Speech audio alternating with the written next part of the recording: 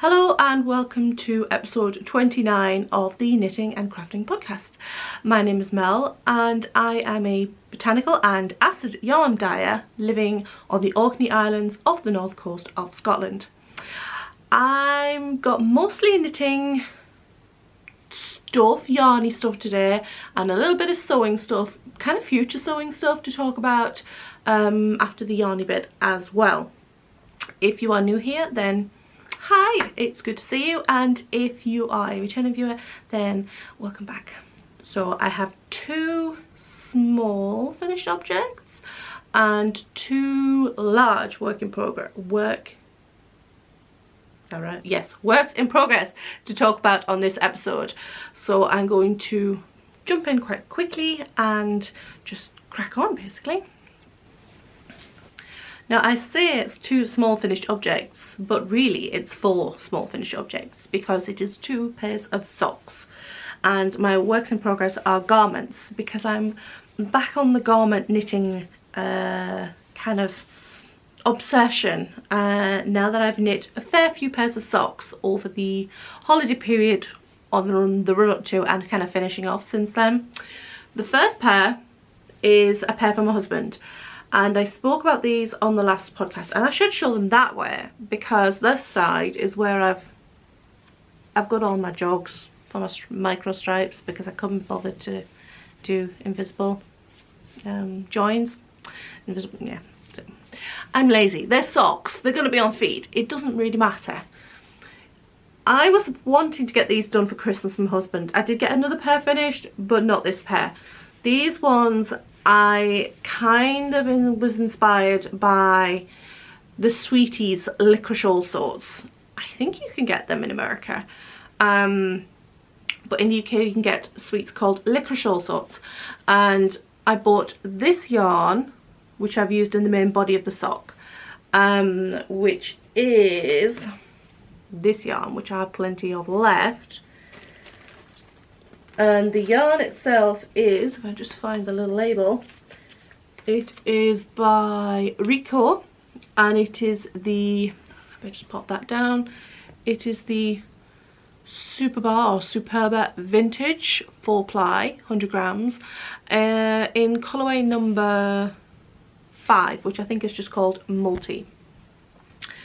And I have a fair amount of yarn left, as you can see, which is great. I'm going to use this for a pair of socks for myself using contrast colour. I might use pink as a contrast for toes and heels.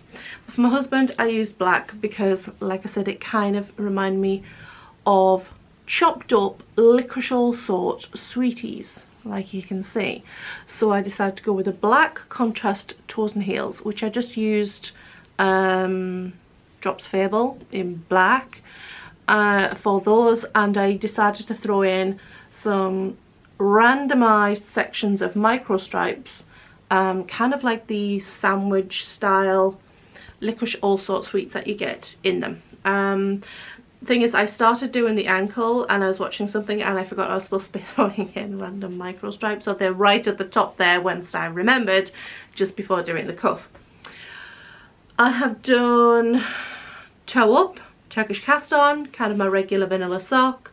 It has a gusset and heel flap, and this time it looks really weird and baggy, and the reason for that is I decided to go with just slip stitch on the bottom of the heel turn. These are too big because my husband has very large feet for this blocker, but I've done slip stitches on the heel, on the bottom, but for the back of the sock I have used garter stitch.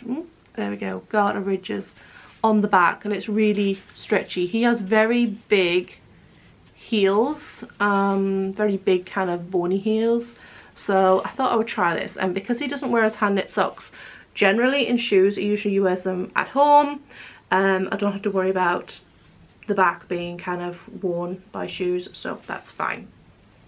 The other sock rather, the stripes I did in different places. So like I said, I wanted them quite random, which is what I've done. The second sock has 2 lots on the ankle. I had an issue when I did the second sock in that I ran out of the black Job's Fable. So it gets to kind of, you can just see a little step kind of going on here.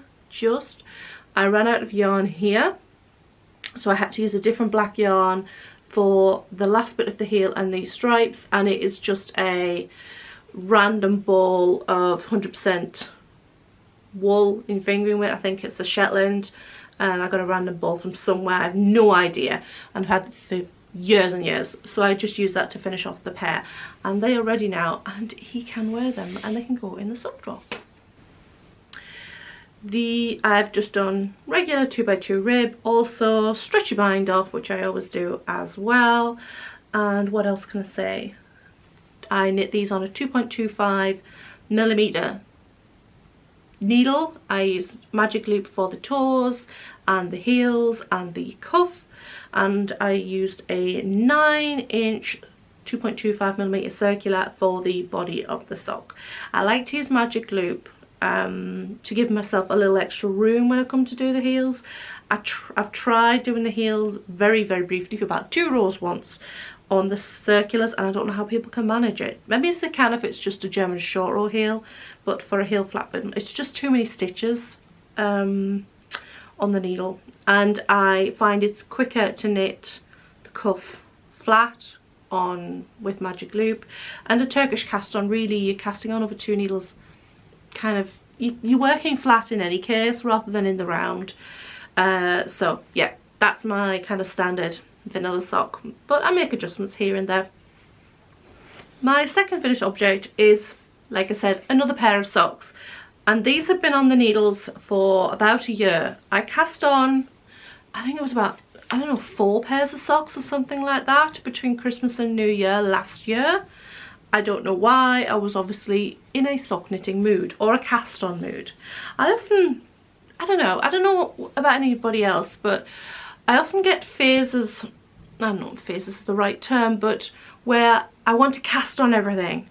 And so I'll cast on maybe 4, 5, 6 objects over the space of a couple of weeks, and then I'll kind of work on one or work on a couple and what have you, and then a few months later suddenly I want to cast everything off. I want to get loads of projects off the needles, and it's kind of been like that, wanting to get things off the needles for the last few months of last year.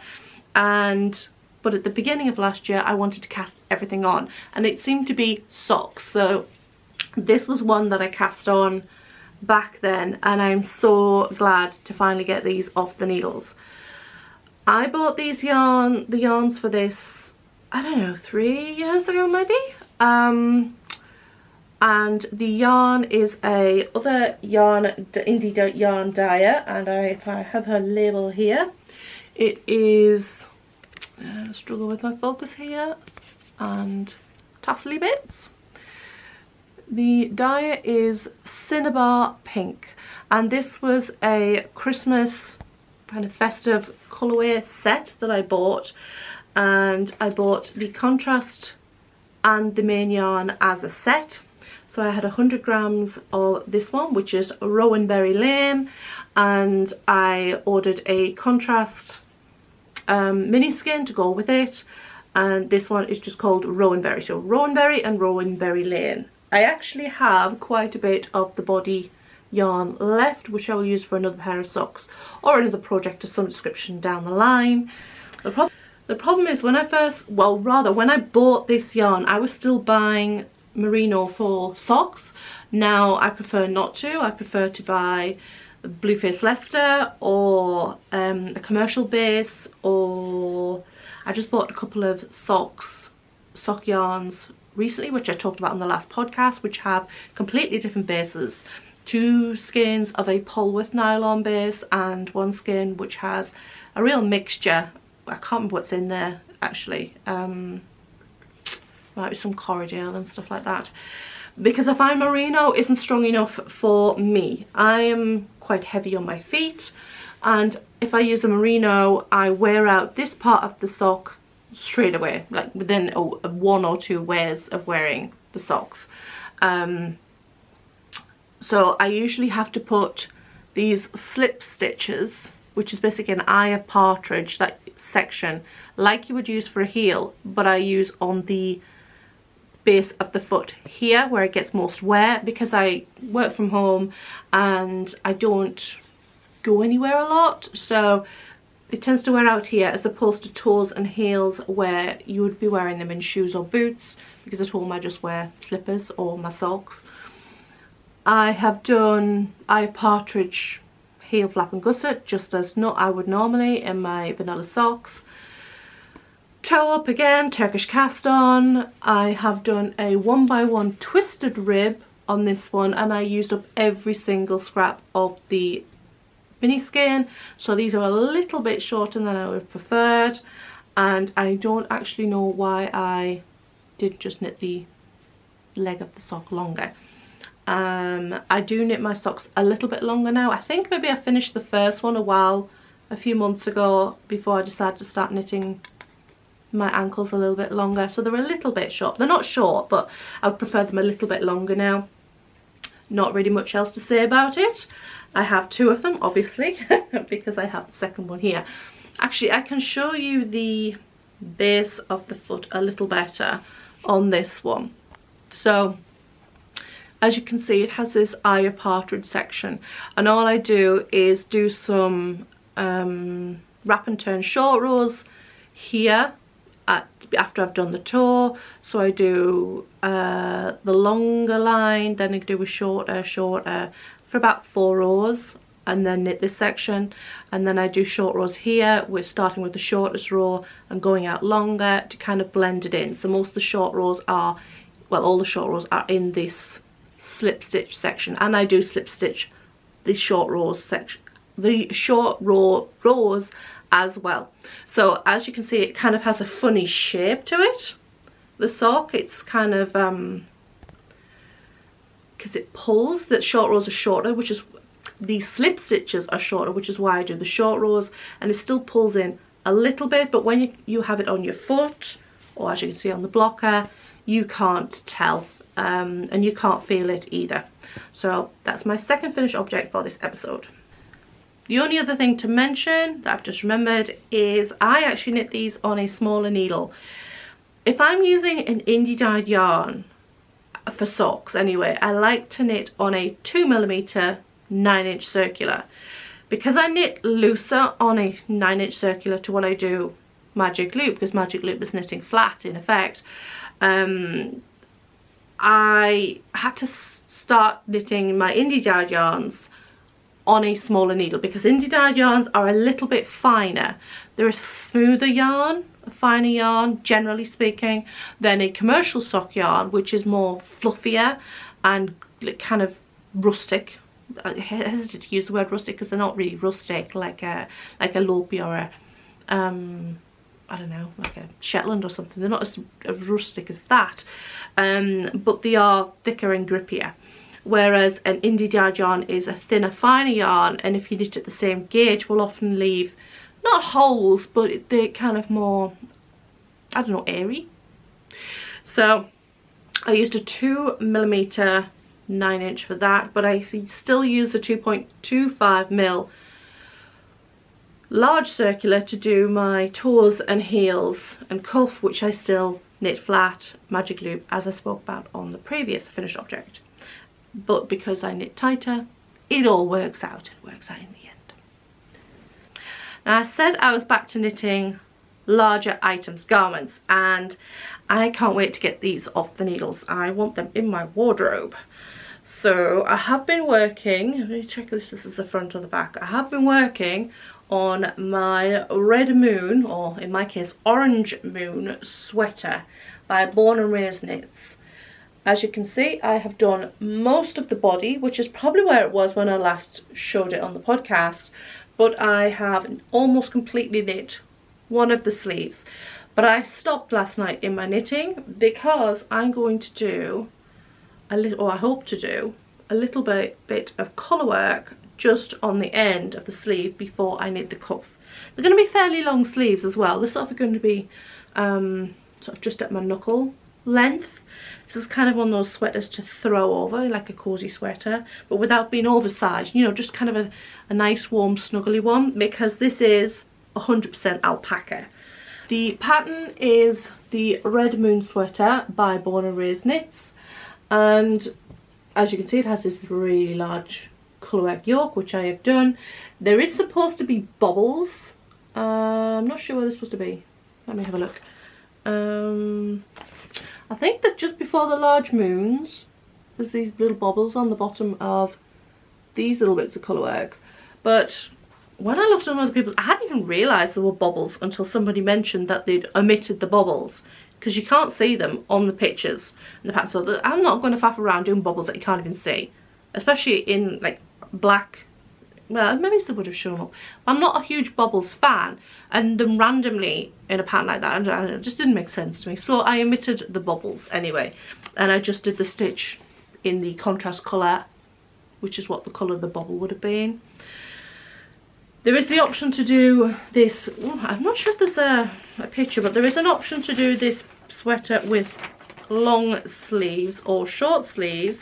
The long sleeves with colour work in them, which doesn't show up very well on this picture because of the colours of the yarn that's been used, but there is the option to do these colourwork sections kind of on the forearms, but the long sleeve version is more of a 3/4 sleeve in any case. So what I'm doing is I'm going to take a small section of the colour chart for the sleeve and just put a little bit at the cuff. And the colourwork, which you can't see on here, on the sleeves is stars rather than moons. So I'm just going to have some little delicate stars just here before the cuff. I just thought it'd be quite cute. The yarns I'm using are just a commercial yarn, and I'm using leftover drops alpaca in, I think it's orange mix. It's colourway 2925. I'm pretty sure it's orange mix, or rust mix. It might be rust mix actually. Leftover from doing my Ichabod cardigan a couple of years ago. That pattern's by Andy Satterland. I'm going to knit at least one more. I'm thinking of 2. I really like the pattern. So I used leftover this for the yoke, and the main body of the sweater is the same base, drops alpaca in, I think it's either charcoal or anthracite, depending on where you buy the yarn from. But it's this dark charcoal yarn, as you can see. I pretty much on gauge. The gauge for this is 25 stitches and 27 rounds over 4 inch, and I am knitting my pretty much standard gauge for fingering weight, which is a 24 stitch, which is slightly less, slightly looser gauge, 32 rounds. So it doesn't really make a huge amount of difference. It can do with your yoke depth, but if you're just kind of separating for sleeve with the top down yoke, if you're separating for the sleeves at the yoke depth of your preference, then you can kind of account for that. It's slightly different if you're making a raglan sweater, but with a round yoke sweater you can stop or start wherever you want really for the sleeves. I like an 11 inch roughly depth of yoke before separating for the sleeves, depending upon the fit of the garment. And I'll kind of come back to that in a moment when I talk about my other work in progress, which is another colourwork yoked garment. But it just means that you haven't got like the armpit kind of like of the sleeve kind of up here, which I don't like. You know, I like it to be kind of, you know, just kind of flowy. It just works better with my lifestyle and how I like to wear clothes and such like. So yeah, I'm kind of getting close on that. I will hopefully finish that first sleeve tonight, before I move on to knitting some more on my other garment that I'm currently working on. I like to have a couple of projects beside me that I can work on an evening during TV, so if I can finish one little section of one and I have to stop because I'm unsure if I want to change something, I've got a backup knitting, because I'm like that. I'm knitting these on my short tips at the moment, but I'm knitting on a 3.5mm needle, which is usually what I knit fingering weight yarn with. There are exceptions, but generally speaking it's 3.5mm, and these are my 3.5mm looking needles, which I adore these. I'm a wooden needle knitter rather than a metal one because I am a fairly loose knitter and I am also clumsy. So metal needles, when I've tried to help my mum with her knitting and she's knitting on metal needles, I'm like dropping stitches here and there. My other work in progress, like I said, is a colourwork yoked garment. I don't know why I seem to have like batches of the same things on the needles. It's really a bit I don't know, I must get something in my head and then I have to do everything like that. It is a steeked or to be steeked cardigan. So I have knit the yoke and I'm working on the body. This is the Nightfall cardigan by Ellie of Skein Day Knits. It is also known as the, bear with me, I can't remember the name. It is the Skumring cardigan. Anyway, Nightfall in English, and it has these faded colourwork. It has, you fade sort of 3 or 4 colours in the yoke section, and then you kind of do the same through the body. I have just introduced my second colour for fading in through the body, and I'm using 1 less colour than the original pattern. I think the original one has 5 and I'm using 4. So I finished the yoke, finished most of this colour, and I'm fading in to the next colour. I've also used a different colour for the collar, which will be used for the button band and for the bottom ribbing and the wrist cuff ribbing. The pattern, like I said, originally has 5 colours, and the fade from one colour to another is pretty distinct. It's very much stripes, and I am fading them a little more fadedly as I knit the body of the cardigan. The colours I've been using are a mixture of my own hand-dyed yarns and another indie dyers yarns. The lightest colour is my hand-dyed yarns pumpkin picking on a BFL nylon base, which is left over from knitting my Zweig sweater. The other of my hand-dyed yarns is this one, again on BFL, and left over from knitting my Zweig sweater, and it is BFL nylon, and the colourway is called Nephrite Jade. I believe I still have some of both of these in the shop actually, if anybody wants those colours. Not many I have, and the Nephrite Jade is actually a different batch, so the one in the shop is slightly brighter. It has a little bit more bright greens in it than this one. The other yarns I'm using is this one, which I've just fading into, and this one. These are both by Mothy and the Squid, and these are on a merino nylon tweed base, and this one's Autumn is Coming, and this one is something about gourds. Bear with me, I've probably got the label in here. It is Oh My Gourdness by Mothy and the Squid, and because I'm using tweedy and speckly yarns, because this is a speckle yarn, what I'm doing is I'm not doing the little, this is not going to show very well, but there are little flea stitches in the body, and I'm not bothering because they won't show up with the speckle yarn. It also has colourwork trees at the bottom just before the bottom rib. The gauge is supposed to be a 24 stitch gauge, which is my standard fingering weight stitch gauge. That's brilliant. Again, 3.5mm, bang on gauge. And I said about yokes, the yoke is quite shallow. I believe it's around an 8-inch yoke, and that's way too short a yoke for me, even for a cardigan. So I am separating for the sleeves later than the pattern states, which is fine. And I'm fading in my colours more gradually, that's the word I was looking for earlier, gradually than the pattern originally does as well. But I think it's going to be a fab cardigan, and it's going to be one of those ones that will pretty much go with everything in my wardrobe. Well, most, not my black stuff obviously, but autumn colours is going to go lovely with, and yeah, I can see it being in heavy rotation. Speaking of the shop, I'm not sure if I mentioned on the last podcast episode, I can't remember, but anyway, I'm having a birthday sale in my yarn shop for till the end of January, so 31st of January. The link to my shop will be in the box down below if you're on the YouTube page. And that runs through to, like it says, till the end of the month, and you don't need a code for it. I've just kind of put it shop wide. So yeah, just thought I'd mention that in case I hadn't mentioned on the previous podcast. I think I did, but anyway. Before I move on to kind of the sewing little bit, there's only a little bit of sewing.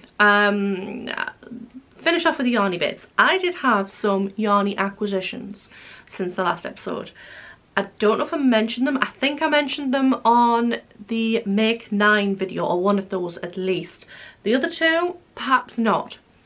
Right, so I'll grab my first one. I ordered a sweater's quantity of the Nightshades yarn. This is by Harrisville Designs. Had to find it in their Nightshades range, which is this black yarn with, if I can get it to focus, kind of these tweedy flecked colours throughout. It's not an actual tweed, it's just in the ply there is some heathered colour, and each of the colours in the range has a different colour heathered throughout it. This one is called Last Call, and it has blue, but there is another blue one which is a brighter kind of like a really in-your-face blue. This one is a little more subtle, and the blue is slightly on the tealier side of blue than the other one, which is definitely more of a cool blue. And this is a, let's have a look on the label somewhere. It is a Como wool blend. Como is an American crossbreed of sheep. I believe it's actually classed as a breed now, but it is I believe it is a cross between a Corriedale and Merino sheep, and it is quite squishy and bouncy and really rather lovely. Slightly on, it's not rustic, it is nowhere near rustic. It is bouncy. It's just in the way rustic yarns are. It is a woolen spun yarn too, and I'm really looking forward to knitting a cardigan with this when I get the chance to. This is one of the ones I'm thinking of knitting another Ichabod cardigan with, by Andy Satterland, which is a kind of a grandpa cardigan style with a V-neck on it with little pockets. So yeah, I'm looking forward to knitting this up. Over the Vlogmas period, Hannah from the Corner of Craft was working on a sweater for her husband Mario for Christmas, and the yarn she was using was this yarn, which is King Cole Forest, and it is a recycled fibre yarn. And I thought, oh, that looks interesting, so I looked it up and I thought, oh, I'll get some of that. So I have bought a sweater's quantity in this charcoaly heathered charcoal, black grey, and it is in the colourway Gisborne Forest, which I intend to knit a sweater for my husband. And I'm thinking of a kind of like a Henley, not a Henley, because a Henley's got a low collar, but I'm thinking kind of a half placket sweater with kind of a high collar. He likes a high neck and a high collar, so that's what I intend to use for that. But I also got another colourway, which is this flecked tweedy green. You can just see little delicate flecked colours, the tweed. It's not just a plain colour. It probably won't focus. And I got this one for myself in colourway, I can't even read it, it's upside down, Grizzledale Forest, and it's supposed to be an Aran weight. It's kind of more like a fingering weight, so I'm really, not a finger weight, a DK weight. So I'm really going to have to swatch for this one, because the gauge recommended for this is, on the yarn itself, 18 stitches, 25 rows, which to me is more like a DK weight, even a light DK weight, so it's not even a worsted. I'm going to have to swatch for this one, and I might do, I was thinking of another Ichabod in this yarn. That's why I spoke earlier about having 2 Ichabods in mind. So yeah, and that's a nice sagey green for me. We finally went to the sewing section. I don't have any actual works in progress, more like sewing plans. I have 2 projects I really want to start cutting out and sewing. I just got this, I don't know, I've got the sewing urge right now. The first is to make a zero waste gather dress by Birgitta Helmerson. And I made one of these, a kind of a adapted one of these for Christmas. I made a blouse and I just extended the bodice and made like a shirt without all the gathered section on the bottom in a Christmassy tartan plaid fabric, and it worked out perfectly fine, and it was good as kind of like a wearable muslin to know where to go for a full on dress. But I do want to make a dress and I want to use this fabric, which is just beautiful. I love this. It is supposed to be a well, it is a poplin, but it's very drapey for a poplin, and it's got quite a soft feel to it. Poplin's often stiff. This is not. It's very drapey, and it's got a softness to it. It's not peach skin soft, but it's not shiny like a sateen, but it I don't know, it's an unusual texture of fabric and I love it. So I want to make a zero waste gather dress with that, based upon what I've learned from making the top from the same pattern. So where the v-neck on this is quite high on me, I'm thinking of maybe making it a little bit lower so it hits the bust line just where I want it to, and the neck binding is quite wide. I'm not entirely sure. I might reduce the size of that down because it's a little bit bulky on the back of the collar. So just a couple of little tweaks to make and see what I want. I also won't be making it quite as oversized as the pattern states, which is what I did with the blouse. I made it much not snugger, but it wasn't oversized. The dress would be more oversized, but not as much as the original pattern has. My other sewing project that I really want to start is for my husband, John. It is a men's shirt, but this men's shirt has a half placket. I did mention with the knitting he likes kind of a high neck, and when he wears shirts he never unbuttons them. I mean, he takes them off, they'll be part unbuttoned, he'll take them off over his head like a sweater.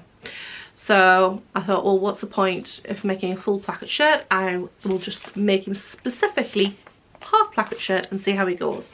I'll be making a full collar because he likes a high neck, like I mentioned, but I will keep the grandad collar in mind for maybe down the line. And yeah, I'm hoping I have enough fabric. If not, I'm going to have to order some more. But the fabric I'm going to use is this really bright green, which decided it doesn't want to focus on camera. Focus. Yeah, this really bright green brushed cotton. It's quite a heavyweight brushed cotton actually. It's almost, and don't tell my husband I said this or you'll never get it out of his head. Reminds me of kind of like billiard tablecloth.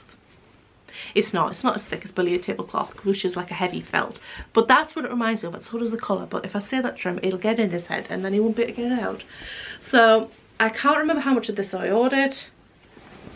I think I've ordered 2 meters. I'm hoping it's enough. He's quite a large gentleman. He's tall, he has a long back, but like I said, if I'm a bit short, I'll just order another meter of it for, say, the sleeves, and make sure I've got me larger piece of fabric for the body, for the shirt body pieces. The pattern itself is Burda 7525 if anybody was interested, and yeah, it goes up to a chest size. From what I can tell, chest size ranges from 44.5 inches to 53.5 inches, so that should be plenty, and I will probably make it fairly large for the heavyweight fabric. If it was a lightweight fabric I could probably get away with a little smaller, but I think a looser shirt would be quite nice. And I have to make the sleeves really long because he has not only a long back, he has really long arms too. I say he has gorilla arms. He doesn't, he just has very long arms, like a foot longer than mine. I have short arms as well, so. Okay, I think I'm going to wrap this up for this episode. I'm really struggling with my battery. It keeps flashing at me red. I've already had to put it on charge for 10 minutes. 20 minutes ago because I had to, it went flat. And I have lunch in the oven. I have a baguette with cranberry Wensleydale cheese in it that I'm looking forward to for my lunch today. So I'm going to leave it there for this episode, and nothing new is happening life-wise, so there's no like kind of roundup catch-up thing to do. I'm just kind of plodding along. Oh, I did submit my tax return yesterday though. I know, gold star for me. All I need to do now is pay my tax bill, but I did submit my tax return, so yeah. Big effort, final completion, fabulous. So I hope to see you next time, and yeah, bye bye.